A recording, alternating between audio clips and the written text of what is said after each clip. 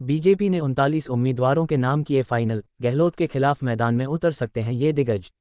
Bharatiya Janata party सिर्फ अशोक गहलोत ही नहीं, बल्कि कांग्रेस के हर दिग्गज उम्मीदवार को कड़ी टक्कर देना चाहती है। इसीलिए विधानसभा चुनाव के लिए सांसदों को मैदान में उतारा जा रहा है।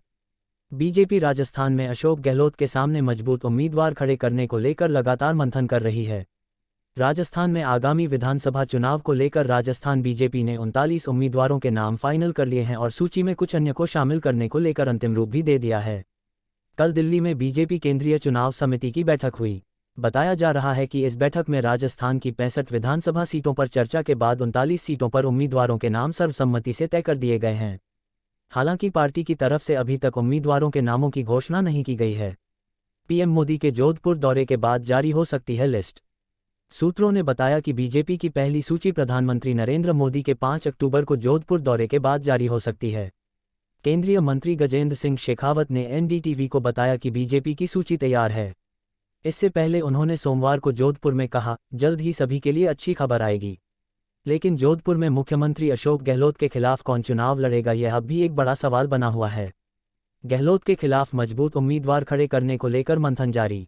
सूत्रों ने कहा कि सीएम अशोक गहलोत को उनके निर्वाचन क्षेत्र सरदारपुरा में बीजेपी आसान जीत हासिल नहीं करने देने वाली है, जहां उन्होंने पिछले 4 चुनाव आसानी से जीते थे। गहलोत के सामने बीजेपी मजबूत उम्मीदवार खड़े करने को लेकर लगातार मंथन कर रही है।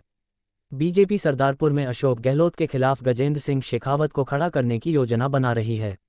इसको लेकर राजस्थान की सियासत में जमकर चर्चा हो रही है। गजेंद्र सिंह शेखावत जोधपुर से सांसद हैं। उन्होंने साल 2019 के लोकसभा चुनाव में जोधपुर सीट पर सीएम गहलोत के बेटे वैभव गहलोत को हराया था। कांग्रेस के हर दिग्गज उम्मीदवार को कड़ी टक्कर देने की तैयारी में बीजेपी।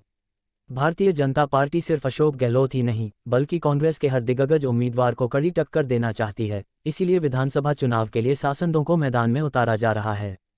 कहा जा रहा है कि गजेंद्र सिंह शेखावत के अलावा बीजेपी ने वसुंधरा राजे से भी पूछा है कि क्या वे अशोक गहलोत के सामने चुनाव लड़ने के लिए तैयार हैं।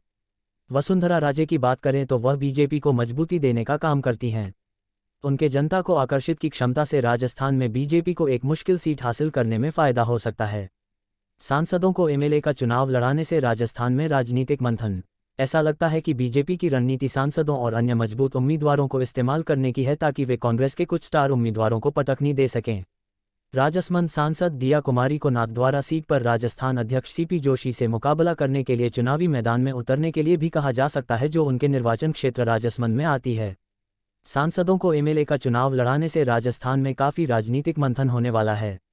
अगर सांसद एमएलए का चुनाव जीतते हैं तो मुख्यमंत्री पद के लिए उतने ही दावेदार होंगे।